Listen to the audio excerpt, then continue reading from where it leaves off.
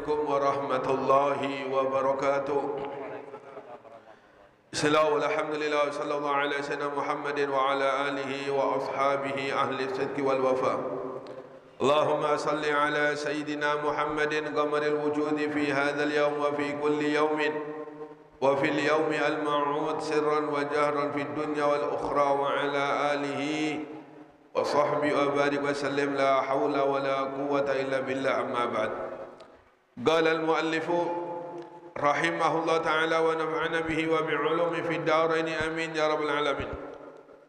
Bismillahirrahmanirrahim. Wa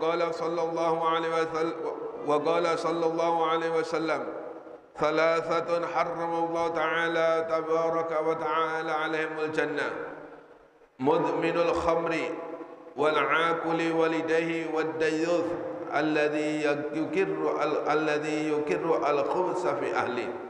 وورد أن بر الوالدين أفضل من الحج والعمرة والجهاد في سبيل الله وأن العاقل والدين لا ينظر الله إليه يوم القيامة وأنه لا يعرف رائحة الجنة إلى آخر ما قال رضي الله تعالى عنه. Kita lanjutkan pembahasan minggu kemarin, yaitu nasihat dari Al-Imam Al-Qutub Al-Habib Abdullah bin Alam Al-Haddad.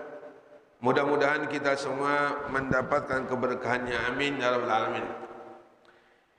Dikatakan oleh Nabi Muhammad sallallahu alaihi wasallam ada 3 dosa. 3 dosa ini termasuk dosa-dosa yang besar, yang mana pelakunya apabila ia tidak sempat untuk bertobat kepada Allah Subhanahu wa taala, tidak sempat untuk kembali kepada Allah Subhanahu wa taala, meninggal dalam keadaan belum bertobat dari 3 dosa ini, maka kata Nabi, haramallahu al-jannah, diharamkan oleh Allah Subhanahu wa taala baginya untuk menjadi penghuni surga Allah Subhanahu wa taala. Padahal di hadis lain Ar-Rasul sallallahu alaihi wasallam bersabda, syafaati li ahlil kabair min ummati. Sebesar apapun dosa-dosa umatku, kata Nabi Muhammad, kelak di yaumil qiyamah aku akan memberikan syafaat kepadanya. Dan juga jelas sekali dalam hadis lain, sebagaimana Ar-Rasul sallallahu alaihi wasallam didatangi oleh malaikat Jibril. Kata malaikat Jibril, ya Muhammad bashir ummatak annahu man mata la yusyriku billahi syai'a dakhala al-jannah. Wahai Muhammad, kata malaikat Jibril, beri kabar umatmu, siapapun dari umatmu ketika dia meninggal dalam keadaan tidak mensekutukan Allah, dalam keadaan beriman kepada Allah Subhanahu wa taala, dakhalal jannah, pasti dia akan menjadi penghuni surga Allah Subhanahu wa taala. Nabi bertanya, ya Jibril, wa in zana wa in saraka. Wahai Jibril, walaupun dia seorang penzina dan seorang pencuri, gola, na'am, wa in zana wa in saraka.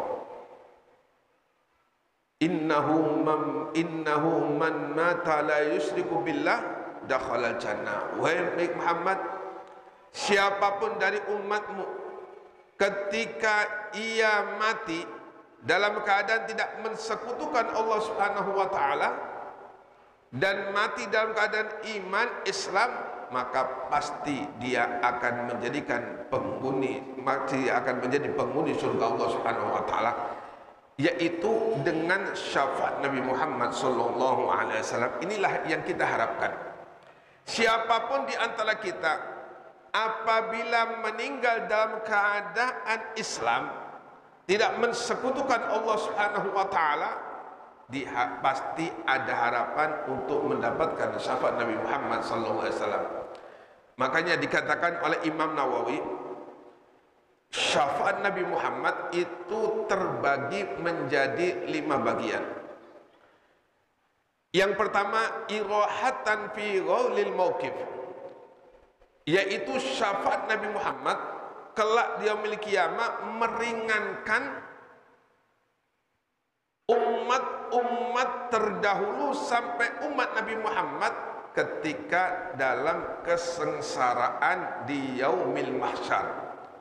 Sebagaimana kita ketahui, seluruh umat-umat terdahulu dan seluruh nabi-nabinya, mulai zamannya Nabi Adam hingga zamannya Nabi Muhammad dan seluruh umatnya, ini semuanya dikumpulkan jadi satu oleh Allah Subhanahu wa taala di padang mahsyar. Yang mana saat itu orang tua lari dari anaknya, anak lari dari orang tuanya, istri lari dari suaminya, kakak lari dari adiknya, adik lari dari kakaknya, paman lari dari ponakannya, ponakan lari dari pamannya. Yang mana saat itu adalah masing-masing untuk bagaimana caranya dia menyelamatkan dirinya masing-masing. Yang dikatakan oleh Nabi Muhammad SAW, kelak di yaumil mahsyar itu matahari sejengkal. Inilah keadaan yang sangat luar biasa kesedihannya, keadaan yang sangat menyakitkan. Karena matahari sejengkal, seluruh umat-umat dikumpulkan Allah Subhanahu wa taala, dan Allah Subhanahu wa taala saat itulah marah. Mereka enggak tahan berada di alam mahsyar. Akhirnya di antara umat-umat, mulai umat Nabi Adam hingga umat Nabi Muhammad, mengadu kepada Nabi Adam, minta syafaat ke Nabi Adam. Apa kata Nabi Adam? Nafsi, nafsi. Nabi Adam menganjurkan untuk pergi kepada Nabi Nuh, meminta syafaat Nabi Nuh. Nabi Nuh masing-masing. Nabi Nuh memerintahkan atau menganjurkan untuk datang kepada Nabi Ibrahim. Nabi Ibrahim masing-masing. Nabi Ibrahim menganjurkan datang Nabi Musa. Nabi Musa menganjurkan datang Nabi Isa. Dan seluruhnya tidak ada yang berani meminta Allah Subhanahu wa taala. Memang di saat itu Allah Subhanahu wa taala benar-benar murka. Ketika umat-umat ini datang menemui Nabi Muhammad SAW, Nabi Muhammad mengatakan, analah, akulah yang akan memintakan syafaat kepada Allah Subhanahu wa taala. Yang diminta oleh Nabi Muhammad saat itu agar umat-umat ini disegerakan oleh Allah hisabnya. Memang enggak tahu berapa tahun, berapa ribu tahun kita ditaruh oleh Allah Subhanahu wa taala, dibiarkan Allah Subhanahu wa taala di alam mahsyar. Saking lamanya, saking dasarnya mahsyar, mereka enggak tahan. Di antara mereka mengatakan, ya Allah, kalau memang kami menjadi penduduk neraka, segerakan kami, lemparkan kami ke neraka. Saking enggak tahannya berada di mahsyar. Maka Nabi Muhammad minta Allah Subhanahu wa taala agar umat-umat seluruhnya disegerakan, dihisab oleh Allah Subhanahu wa taala. Nah, ini diantara syafaat Nabi Muhammad. Yang kedua syafaat Nabi Muhammad, yaitu Nabi Muhammad memberikan syafaat, yaitu thuluthu yadkhulunal jannah bighairi hisab. Sepertiga dari umatnya masuk surga dengan tanpa dihisab oleh Allah Subhanahu wa taala. Yang ketiga, thulutsiyatuna bidunubin kal bidunubil idam bidunubil idam. Yang sepertiga, bidunubin wa khotoyal idam. Yang ketiga, umat-umat datang kepada Allah dengan membawa dosa yang besar, sehingga ketika dihisab oleh Allah Subhanahu wa taala, umat-umat ini seharusnya menjadi penghuni surga, penghuni neraka Allah Subhanahu wa taala. Berkat syafaat Nabi Muhammad, mereka tidak jadi dimasukkan neraka Allah Subhanahu wa taala. Sedangkan yang keempat, syafaat Nabi Muhammad bagi umat-umat yang sudah memasuki ke neraka diangkat oleh Allah Subhanahu wa taala, sehingga tidak ada satupun dari umat Nabi Muhammad kecuali mereka akan menjadi penghuni surga Allah Subhanahu wa taala. Nah, apa hubungannya dengan hadis ini? Hadis ini diharamkan oleh Allah Subhanahu wa taala untuk menjadi penghuni surga. Berarti orang ini tidak bakal menjadi penghuni surga Allah Subhanahu wa taala. Apa penyebabnya? Penyebabnya yaitu orang yang tidak bersegera bertobat dari dosa besar. Ini dikhawatirkan imannya diambil oleh Allah Subhanahu wa taala, yang akhirnya dia akan menjadi orang yang kekal selamanya di neraka Allah Subhanahu wa taala. Na'udzubillah. Sayyidina Utsman, beliau pernah mengatakan, wallahi, demi Allah, la yajtami wal iman wal khamru fi qalbi rajulin, tidak bakal berkumpul di dalam hati seseorang iman dan peminum khamr. Kapan orang itu minum khamr, seakan-akan imannya melayang. Nah, inilah yang dikatakan oleh ulama, kebanyakan orang-orang yang tidak bersegera bertobat kepada Allah dari minum khamr, dikhawatirkan di detik-detik kematiannya dia tetap dalam keadaan minum khamr. Kemudian karena tidak bisa berkumpul antara peminum khamr dan iman di satu hati, maka iman ini akhirnya diambil oleh Allah Subhanahu wa taala. Na'udzubillah tsumma na'udzubillah. Makanya di dalam hadis lain, Ar-Rasul sallallahu alaihi wasallam bersabda, kata Nabi, fa walladzi ba'athani bil haqqi nabiyyan, demi zat yang telah mengutusku sebagai nabi, innahu ma yusrabu al kharmu illa mal'unun fit Taurat wal Injil waz Zabur wal Furqan. Tidaklah peminum khamr kecuali orang tersebut dilaknat oleh Allah Subhanahu wa taala di kitab Taurat, di kitab Injil, di kitab Zabur, dan juga di kitab Al-Quran. Keempat-empatnya kitab yang diturunkan oleh Allah Subhanahu wa taala seluruhnya melaknat seorang pemabuk atau orang yang minum khamr. Pernah suatu ketika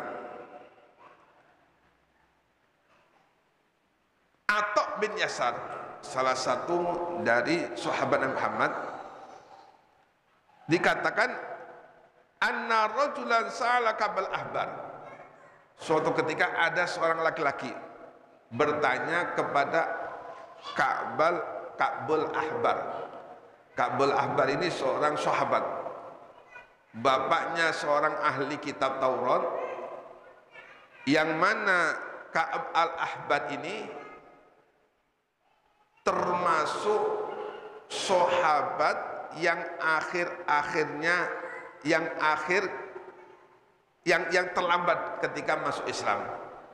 Tahu kebenaran Muhammad namun belum yakin karena ada sesuatu yang masih dipertanyakan di dalam kitab Taurat. Ketika terbukti dalam kitab Taurat ada satu masalah yang terpecahkan, maka baru dia masuk Islam. Ka'ab al-Ahbar ini pernah ditanya oleh seseorang. Kata orang tersebut, hal hurrimat al-khamru fi Taurat? Apakah memang benar bahwasanya seorang peminum khamr ini dilaknat oleh Allah dan diharamkan oleh Allah Subhanahu wa taala? Qala na'am. Iya, kata Ka'ab Ahbar, memang di dalam kitab Taurat peminum khamr dan khamr diharamkan oleh Allah Subhanahu wa taala. Maka Ka'ab al-Ahbar mengatakan, qala na'am hadil ayat. Inilah ayatnya. Ayatnya yaitu innamal khamru wal maisir wal ansabu wal azlamu rizqun min amali syaitan. Ini sama dengan Al-Quran. Jadi ayat ini ya di kitab Taurat juga ada, innamal khamru wal maisir wal ansabu wal azlam rizqun min amali syaitan fastanibuhu la'allakum tuflihun. Jauhilah khamr agar kalian menjadi orang yang beruntung atau orang yang selamat. Dan juga dikatakan oleh Sayyidina Abdullah bin Mas'ud, salah satu sahabat Nabi Muhammad, beliau mengatakan, idza mata syaribuha, apabila ada seorang pemabuk meninggal, yakni belum sempat untuk bertobat, fadfinuhu, maka kuburlah.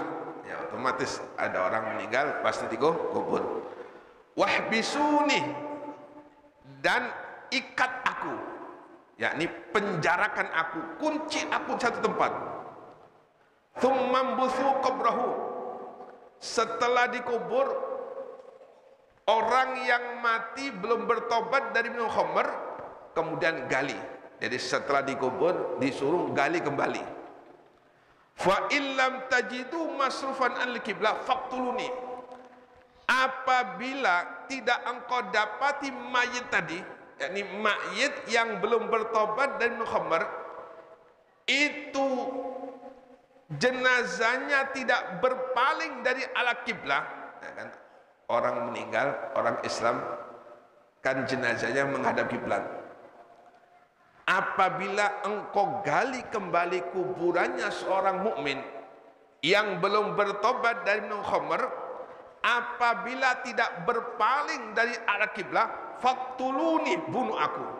Kata Sayyidina Abdullah bin Mas'ud, saking luar biasanya bahayanya minum khamr ini, mungkin yang dikatakan haram bagi orang yang belum bertobat dari minuman khamr untuk menjadi penghuni surga Allah. Padahal Nabi mengatakan syafaati li ahlil kabairi min ummati. Ya mungkin ini dikata Sayyidina Abdullah, kata Sayyidina Utsman, tidak bisa bersatu. Iman dan peminum khamr enggak bisa menjadi satu. Ya, mudah-mudahan Allah Subhanahu wa taala selalu memberikan kita hidayah, inayah, sehingga kita dimampukan Allah Subhanahu wa taala untuk bisa menjauhi apa yang dilarang oleh Allah Subhanahu wa taala. Amin ya rabbal alamin.